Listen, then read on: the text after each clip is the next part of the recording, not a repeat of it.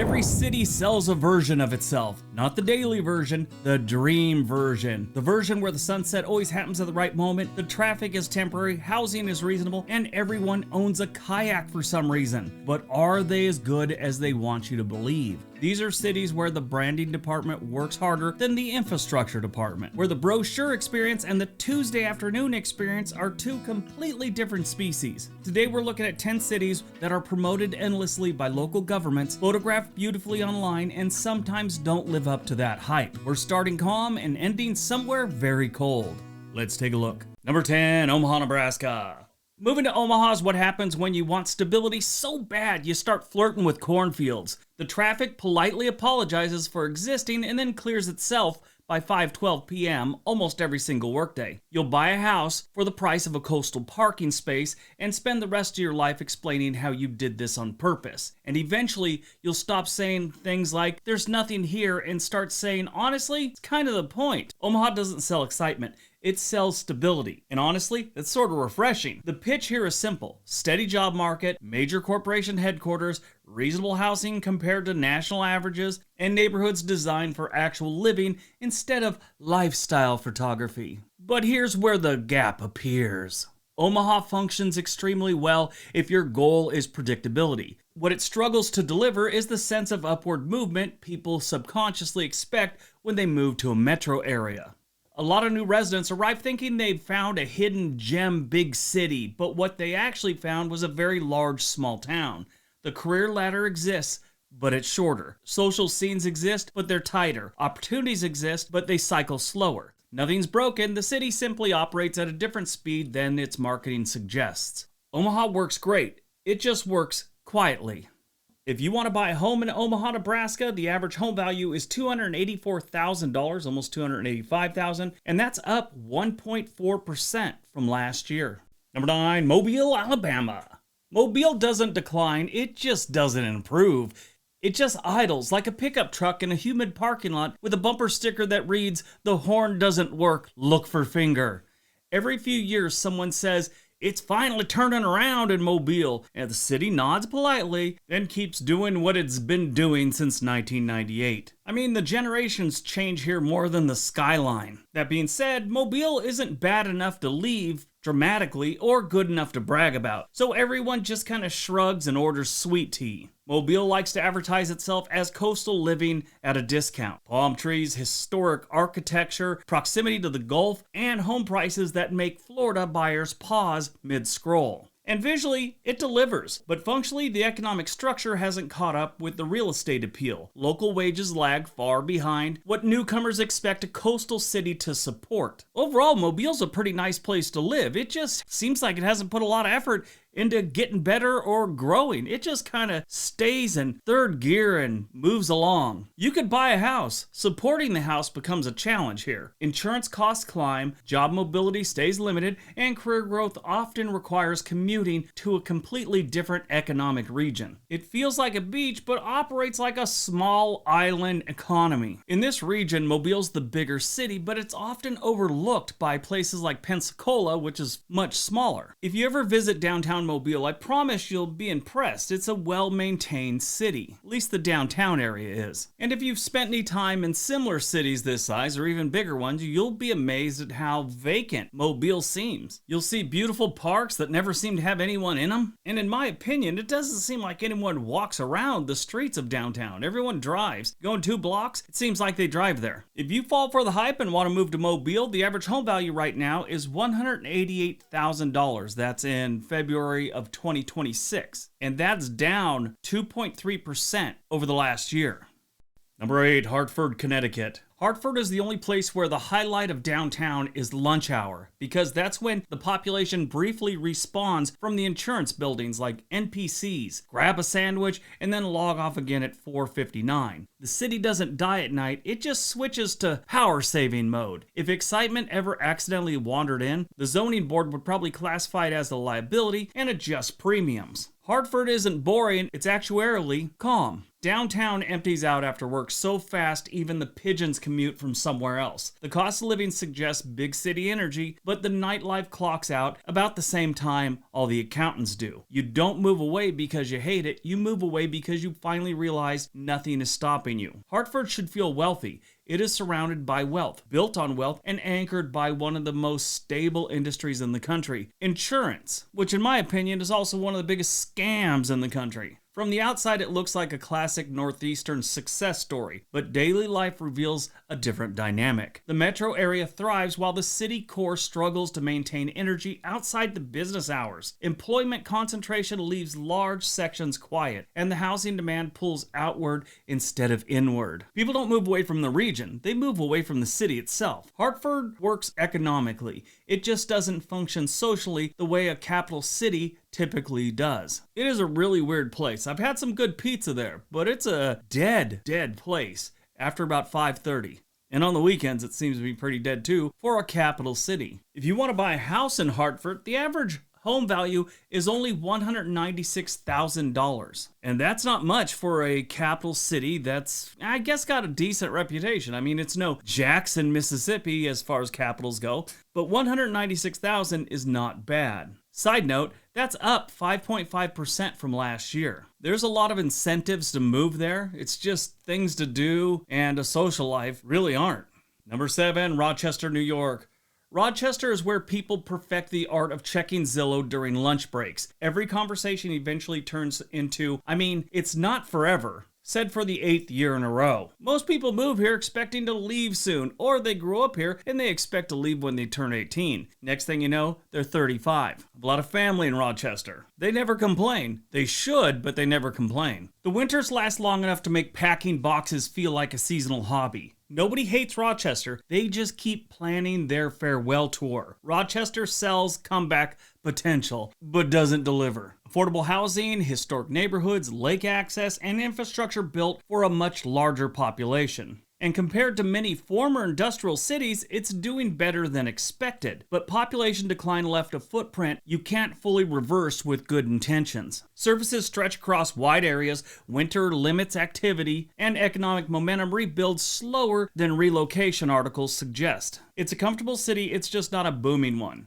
Yeah, during the summer, there's plenty of fun things to do in and around Rochester. It's just the winter is brutal and long. That lake effect really plays havoc with this city. All these cities up here, Buffalo especially. If you want to buy a home here, the average home value is about $225,000. That's up 2.4% from last year. Number 6, Tulsa, Oklahoma. Moving to Tulsa is what happens when your budget wins an argument with your expectations. You open up a real estate app and suddenly you feel like a tech billionaire with a suspiciously normal income. Nobody ever dreams about moving to Tulsa. Everyone keeps saying it's an up-and-coming city, which is real estate code for you might have some equity in 10 years. 6 months later, you're grilling in February and defending your decision like you joined a small but loyal club. Tulsa became famous for paying remote workers to move there, which I've done sponsored videos for a company that helps people move to Tulsa. Bunch of other places, but Tulsa had a lot of options. And it's working. Thousands arrived expecting an affordable lifestyle upgrade with city amenities. The city absolutely improved because of it. Many newcomers keep careers elsewhere while local wages remain low. Over time, that creates parallel economies living next to each other instead of blending together. But I'm not saying that plan failed. It's helped them out a lot. They've got more people there adding to the tax base, putting money into the local economy, which is all good. The downside is their infrastructure hasn't been able to keep up. They need new schools, they need new roads, they need more housing areas, which of course means they need more police, maybe a new hospital, more firehouses, the whole shebang. Now, if you want to move to Tulsa, I'd recommend it. It's a little rough around the edges right now, but give it time. If you do want to move there, the average home value right now is almost $211,000. That's up about 2.7% since last year.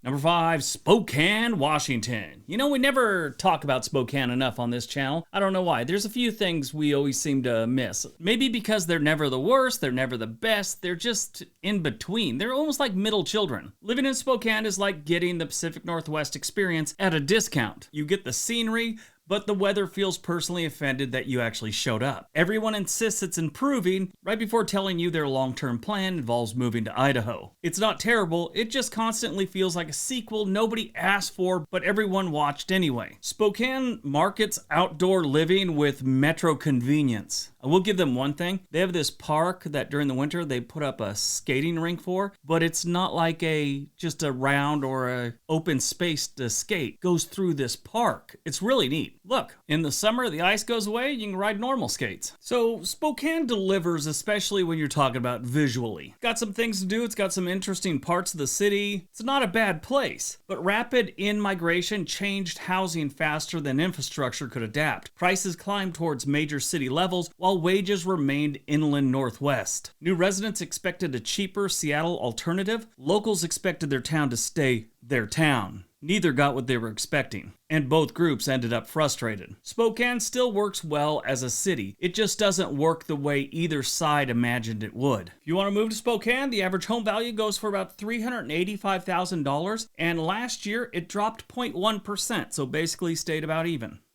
Number 4, Albuquerque, New Mexico. Moving to Albuquerque is agreeing to live somewhere beautiful and also occasionally test your situational awareness. The air smells like chilies roasting and mild chaos in equal proportions. Locals will tell you which streets to avoid with the seriousness of a treasure map, just inverted. You'll fall in love with it right about the time you learn why everyone has a very specific grocery store. Albuquerque offers culture, scenery, food, and affordability compared to many other Western metros. The lifestyle pitch is strong and authentic. But crime, that's a different story. Albuquerque's got some crime, and yeah, they need to deal with that. It's been going on a while. Is it the absolute worst in the United States? Nowhere near. Is it bad? Yes, it is. Residents adapt with neighborhood selection and routine awareness. New arrivals sometimes expect a carefree desert metro and experience something more complicated. The city isn't dangerous everywhere. It just requires local knowledge to function comfortably. That learning curve surprises people. Now, I would recommend Albuquerque to anyone who likes Hispanic culture and or Hispanic women. First time I went there, I was in my 20s. Driving down the road, I almost crashed into things all the time because that type of scenery was amazing. If you want to buy a home in Albuquerque, the average home value right now is $336,000. That is up 1.2% from last year.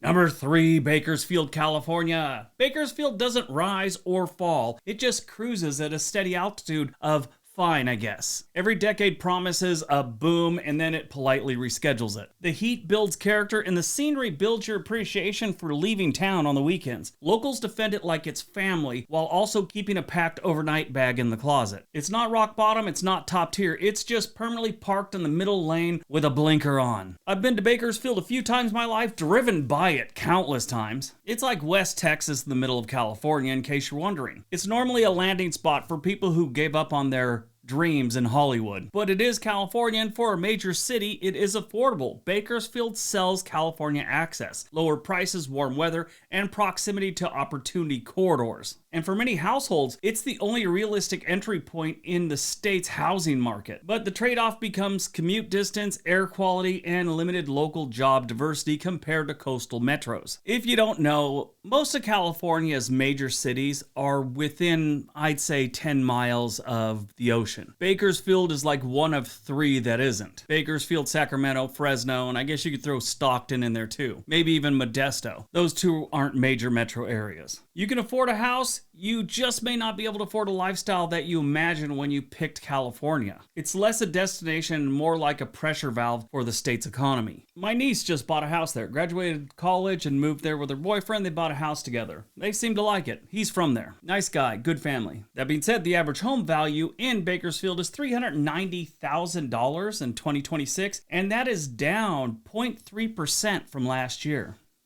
Number 2, Dayton, Ohio. Dayton is the kind of place that markets itself as affordable, which is Midwestern for we stopped trying in 1997, and the rent reflects that. The city has just enough going on to prevent boredom, but not enough to prevent Zillow searches to other states. Every neighborhood feels like it's one successful coffee shop away from a comeback that never quite clocks in for its shift. You don't leave Dayton because you hate it. You leave because one day you realize your weather app only shows gray and you've accepted that as your new reality. Dayton's doesn't really seem to try and get too many people in. I mean, it's not trying to sell hype. Ironically, that's why expectations miss the mark. People move there thinking extremely cheap means extremely limited. What they find is a fully functional mid-sized city with healthcare, engineering, aviation, heritage, and manageable living costs. The mismatch goes the opposite direction. The marketing undersells it so much that newcomers expect to struggle. Instead, they get normalcy. Dayton functions better than its reputation,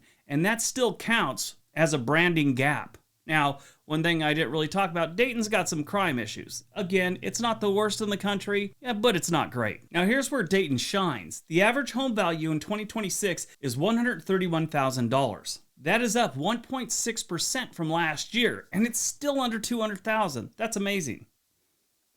All right, before we get to number one, let me know in the comment section which one you'd consider moving to. And if there is one and you really think about it, there's a link for Home and Money in the description area below. They can get you in touch with a real estate agent anywhere in the country. All right, on to number one. And number one, Anchorage, Alaska. Living in Anchorage means owning a jacket with more personality than most wardrobes in the lower 48. Winter isn't a season, it's a lifestyle subscription you forgot to cancel. The sun disappears for months, then it comes back and refuses to go to bed like a caffeinated toddler. Groceries cost enough to make you emotionally invested in every banana. By year 2, you either love it deeply or start browsing homes in places where sidewalks aren't theoretical. You know, if you actually move to Anchorage, you gotta be a little bit more of a tough type person. It's an endurance test. Not a lot of people can handle it past the first year. But if you're the outdoor type that doesn't mind cold weather, it's there for you. Mountains, wildlife, and modern amenities in the same frame. And it's real, completely real, until winter turns daily errands into a freaking nightmare. Distance affects costs, healthcare access requires logistics, and seasonal darkness changes routines more than visitors anticipate. Anchorage functions well for residents who adapt. For newcomers, adaptation itself becomes the job. Now, the other sticking point about Anchorage is it's not the cheapest place, even though it's not that desirable for a lot of people. The average home value here is $399,000, which is still below the national average. It's just more expensive than you'd expect for a place like Anchorage. And that is up 3.3% over last year. So what have we learned? Cities don't lie, they just simplify. Marketing shows possibility, daily life shows logistics. Every place on this list works for the right person with the right expectations. Problems usually start when people move based on postcards instead of routine. So now I'm curious, which city do you think has the biggest gap between reputation and reality? And which one pleasantly surprised you?